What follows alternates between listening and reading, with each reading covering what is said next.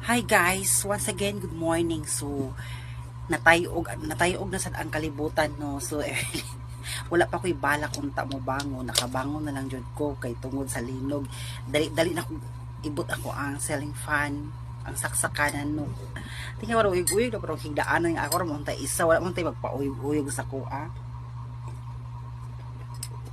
Pero guys, dili jud na mao akong tumong sa akong paghimo og release kan sa akong content. So, our topic for today is tungod sa naadyo day uban mga tao or igsuon nga kanang makahimo sila og dili maayo sila hang igsuon pod no.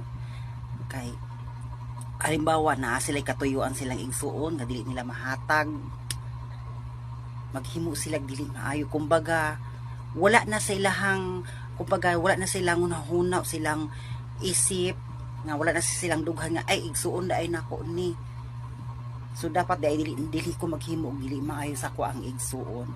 Halimbawa na kay pangayoon nga human wala kay kahatag ikalain nila, which is dili man sa tanang panahon kita tanang mga igsuon or mga agaon sa kung unsa tong yanguon sa tong kaparintihan sa tong pinsan unsa pa diha mahatag na to tungod kay sa kapit ko sa panahon karon boss, sa kung dili man ta matagan dili ta malain og dili na to himuan og dili maayong lakang ang atong igsuon.